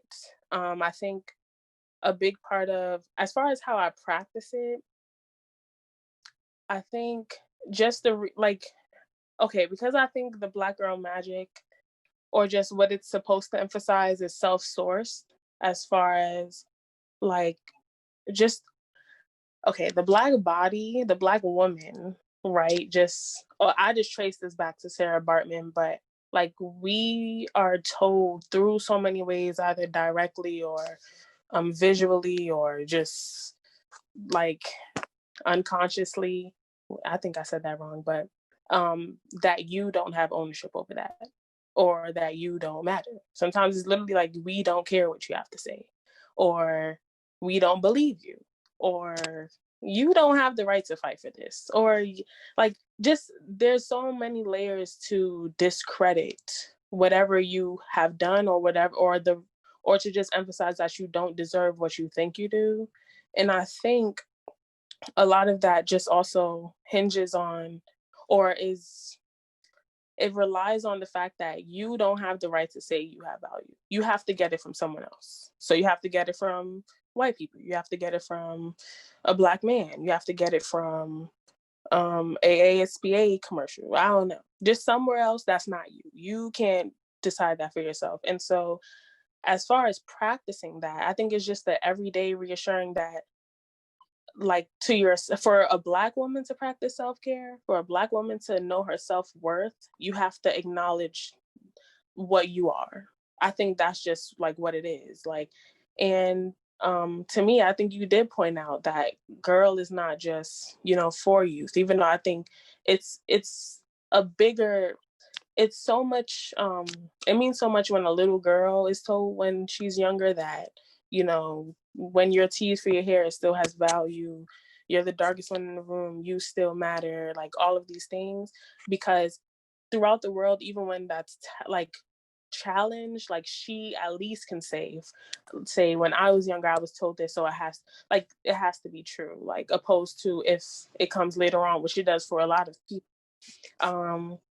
But yeah, as far as practicing it, for me, it's just going out of, because I know we're not mainstream, and the Black that is mainstream kind of isn't me. I know consciously that I literally have to go out of my way to source out Black products made by Black women. I know I have to go out of my way to get content from other Black women creators, and then in any space. I just know, like, for me, I have that desire to do that. I don't know if I had that when I was like younger. I really don't think I did, but now it's like just knowing, okay, like, because I know, like, when I'm creating something and I know all the challenges that I face with that, that's another experience that I know at least another Black person has, another Black woman has.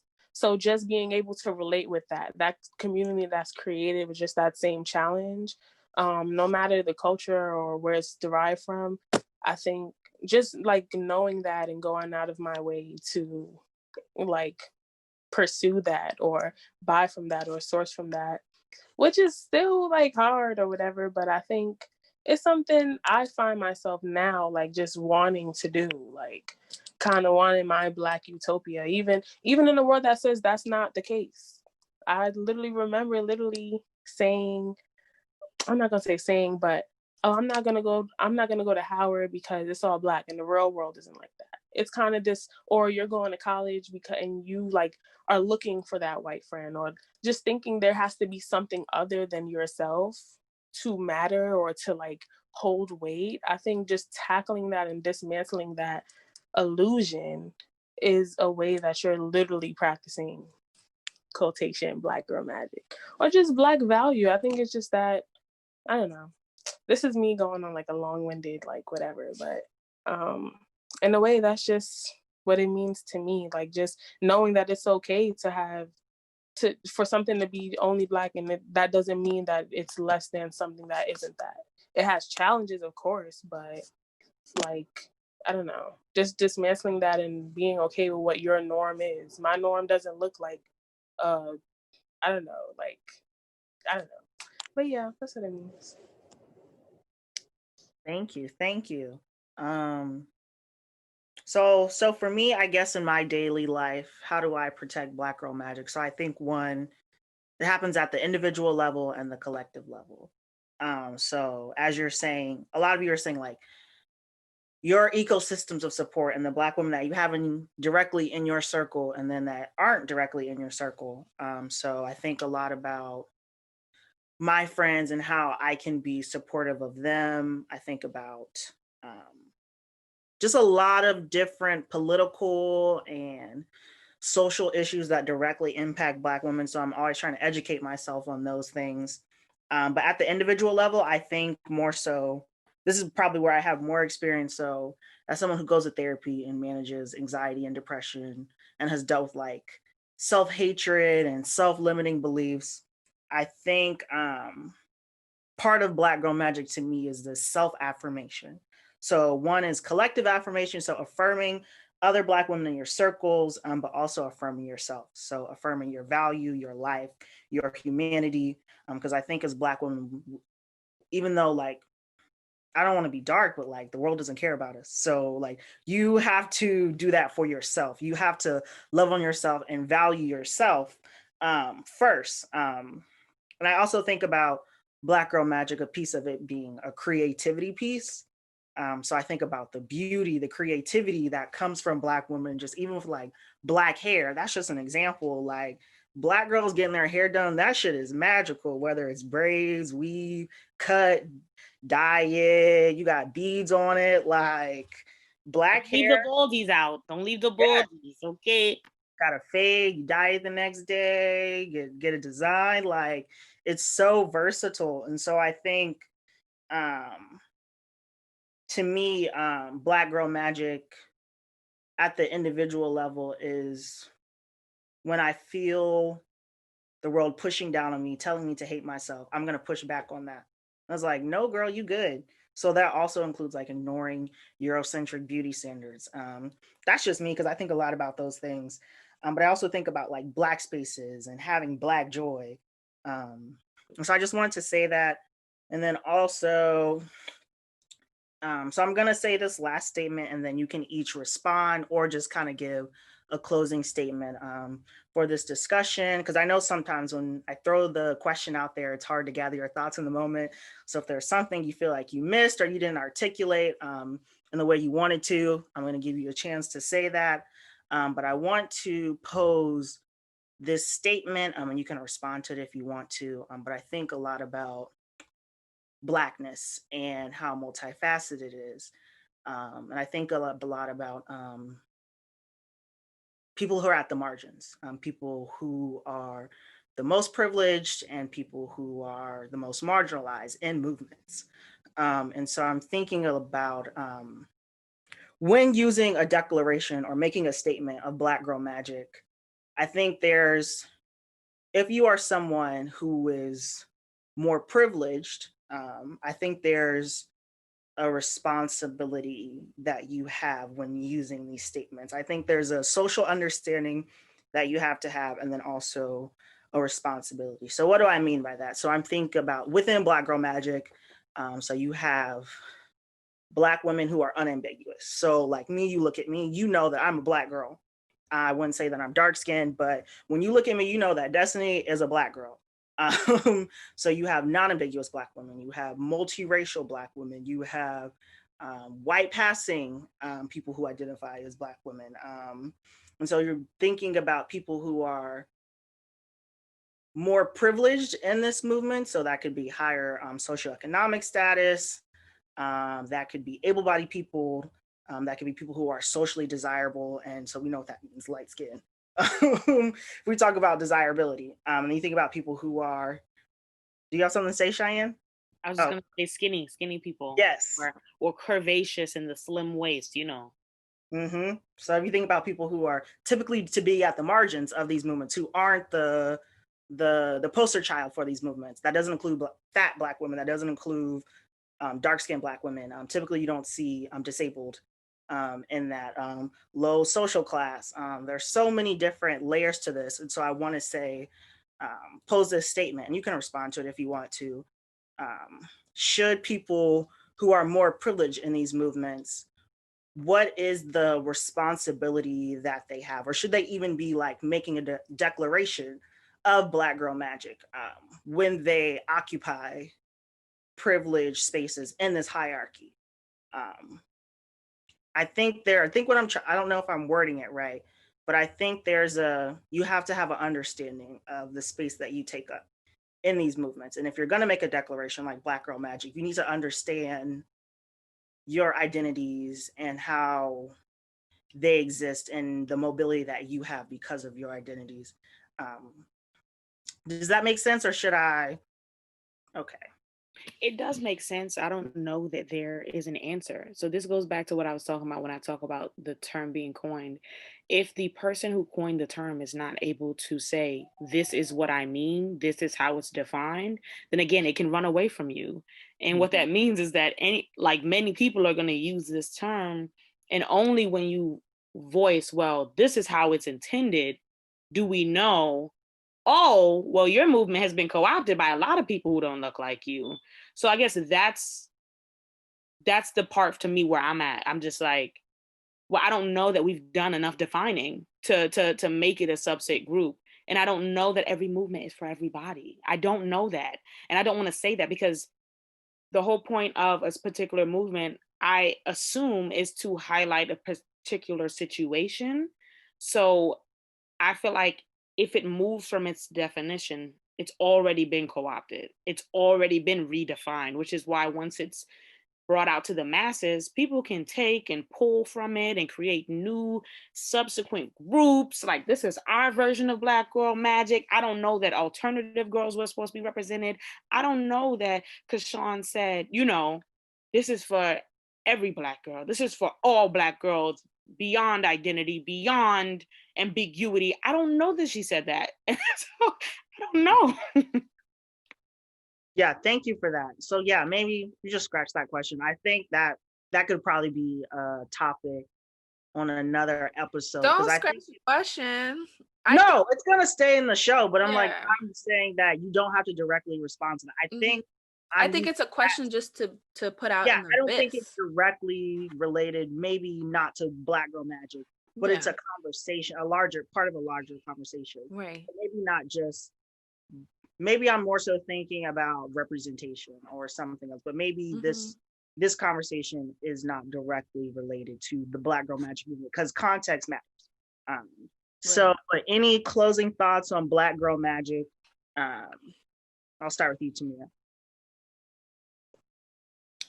I was prepared for or someone else. I'll just say, you define your Black Girl Magic. Point blank. Period. So Becky's, I'm playing. I'm playing. People, particularly those who identify as Black women, Black trans women, Black non-binaries, and you.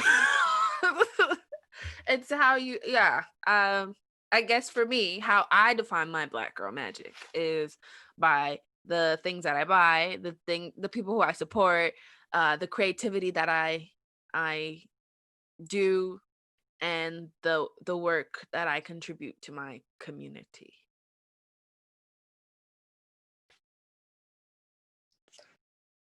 Yeah, I think Destiny, that's a valid question. And like Cheyenne said, I think it isn't that there's a right answer. I think it does open just a conversation as far as when are you acknowledging your Blackness? Like, as far as, and I think that comes up more in when it's like questioned, not like every day, like, yeah, I'm Jeannine and I'm Black.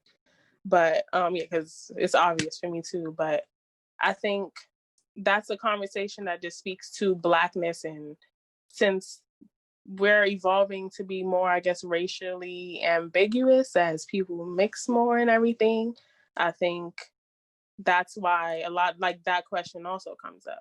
Because I grew up in Harlem, not even Harlem, I did, but like New York, like Hispanics were calling themselves Spanish. So if you were Dominican and whatever, you were Spanish and you were seen differently than being Black. But Afro-Latinas still existed then, but we just didn't hear about them mainstream. So I think the conversation, that's just a valid question, and just speaking about identity. And it's always going to come up when you have a movement that's meant to be for such a controversial, I guess, label. But for me, yeah, I agree with, I literally disagree with what everyone says, because I think it's just a form of like how you can do it. And I think for me, the most simplistic way is just from knowing that I'm Black and knowing that I have value, because that's questioned daily through either other people or just me just questioning whether I'm enough, or, all those things you go through. But just to remind myself, like, I am enough, and your Black doesn't negate that value. I think just that reminder for me is super important. And knowing, aside from everything that is politicized, hair, body, whatever, like, not giving somebody the control to say that means I'm less than or more than. Stuff can grow and stuff can get slimmed real quick. Not quick for me, but for some people. But knowing that it doesn't waver with that. Like your value does, like your self-worth doesn't waver with that. You can express it on that, but it's not to say, you're the most magical being today. Like, no, it's not that. So that's what it is for me. And I just wanted to leave with saying, I know it's not like so magical as far as like potions and fairy tales, but we do some magical stuff. Because I don't know if y'all heard about the girl.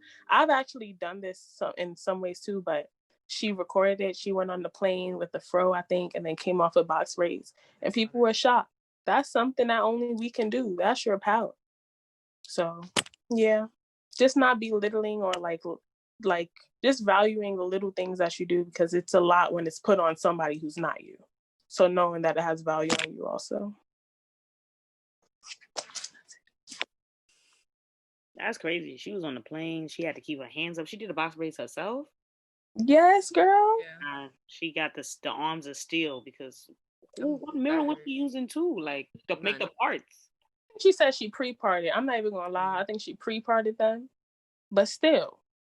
That's still amazing. The most I've done is just put my wig next to me on a plane. I've never done my hair like that. Cheyenne, I showed you the photo of me doing it. You put your wig next to you. Yes, I didn't. I needed to rest. It was tired. You bought a mannequin head? Or you just I didn't have a mannequin head. It was just between the seatbelts. All right. There you have it, folks. Her wig was resting in between the seats. So weak. It was like, I need not one but two seats, please. Right. Have your wig take several seats. Yep. Sit down. Be humble. I'm really crying. Oh, and I just wanted to end with saying, first of all, thank you for having us.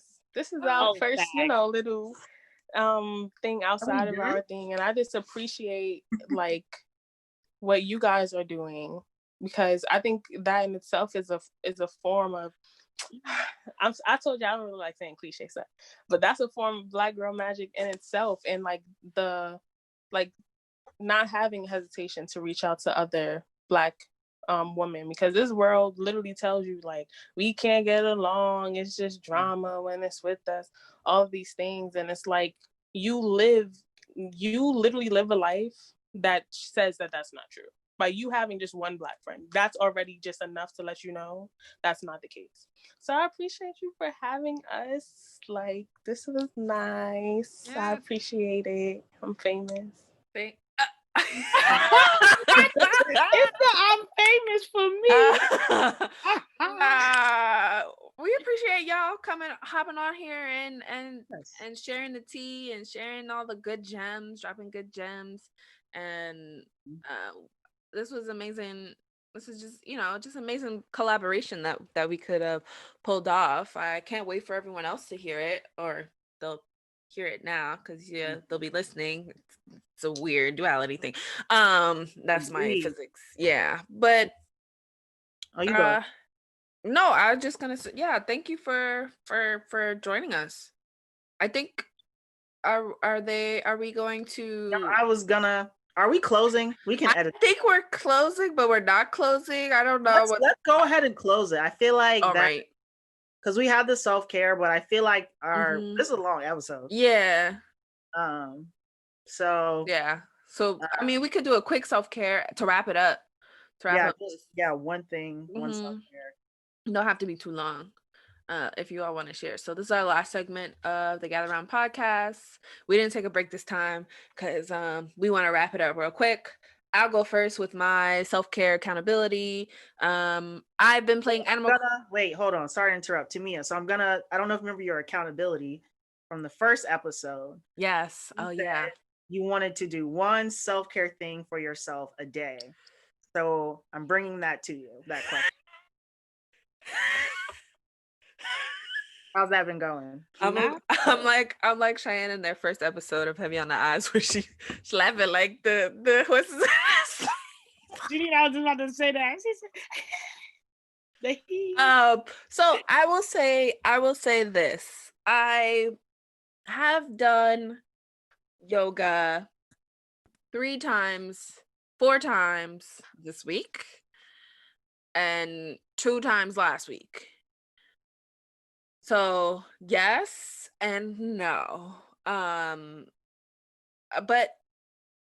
yes, right. Cause a lot of my self-talk and my accountability, social media, I'm gonna X social media out and say that's not part of my self-care. Cause let's be honest, when I consume social media, it's more of a procrastination thing.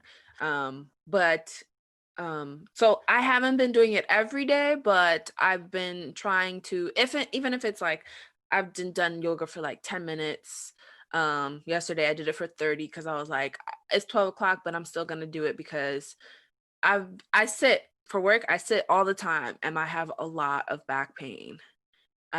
So I was like, I need to do this for my own well-being. So yes and no. So thank you for holding me to that, Destiny. I didn't know you was gonna throw in that curveball, but it's all good. It's all good. And in my self-care, I've been playing a lot of Animal Crossing. I'm fixing up my island. I'm putting in a Zen garden. I'm gonna build an orchard soon. Yeah.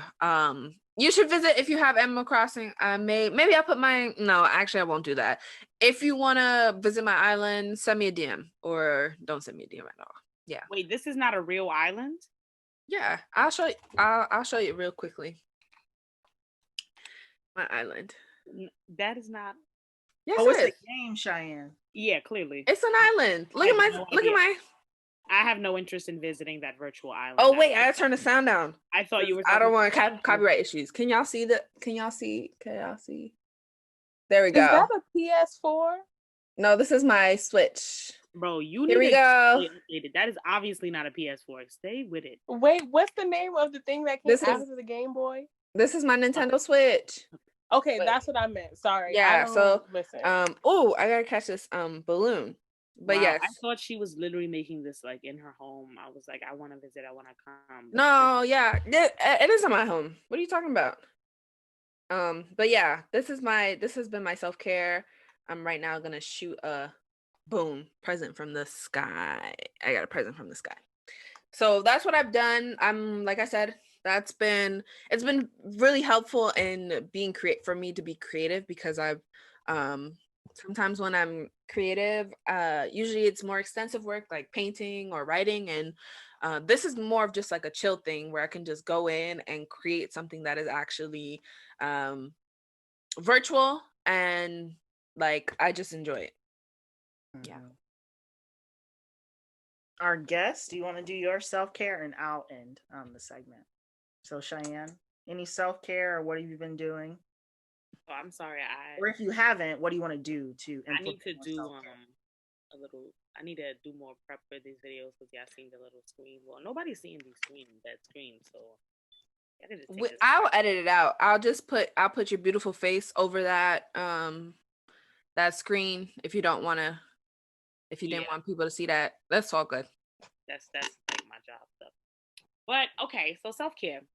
I bought a guitar, so I've been learning guitar. So I try to do that every day. I haven't been doing that every day this week, but I'm pretty good at doing it every day. This week I actually replaced that time with a bit of painting. I got to paint. I made a little bird. I'm actually gonna grab him so that y'all can see my little birdie that I made with the kids. All right. Sorry, I'm fat, so my screen gonna jiggle. First of this is my little birdie that I made. Can you describe it for those who are only listening via podcast? So the background is pink because I think pink get cash and give them whiplash because pink is my favorito color. Okay, then we have the bird is yellow with red ruffles, and on the wings you have this kind of orange, red, and yellow pattern, almost polka dot-ish. And then the beak is brown and the little feet are brown. And you got a little red on the tail too. So this is my little birdie. I gotta mix it up a little bit. I was able to do a bit of journaling this week, which was nice. My friend actually sent me a journal. And then, yeah, some light reading. I'm trying to finish one of my books. So that's always great. I've been trying to make time for that because working a 9 to 5. No joke. Yeah. No joke. Thanks for listening. So, the only thing I could think of, because apparently I need to do a lot, because there's stuff that I've started, but just some reason I can't find the time to follow through. But I bought a dry erase board. What was it? This week, because I'm studying for the LSAT, so you can cross that out if I fail it, just so nobody traces that. But literally just laying out everything, like, because I like to keep everything. I don't like to, but I just do keep everything in my head. And I've learned time and time again, it's just dumb. It's just dumb to do that. So I bought the dry erase board to start laying out my day. And hopefully that allows me to have a lot more time to get to the self-care stuff. So yeah, like Cheyenne said, I bought a guitar, but I just don't have the time to practice it. So I've learned that writing it on the board at a time allows me to practice it then. And that's same with just like a bunch of things. So yeah, that's a little self-care thing. And candles. I love candles. Yeah, we talked about candles last week. Oh no. So for me, myself, so one, I'll start with my accountability. I don't know if Tamia remembers, but my accountability was to be more intentional and grounded. Yes. And so how have I been doing with that? It's a mixed bag. So I've been trying to get into like a morning routine, like a ritual. I don't want to call it a routine, I want to call it ritual. So I journal every day. So that's been keeping me grounded.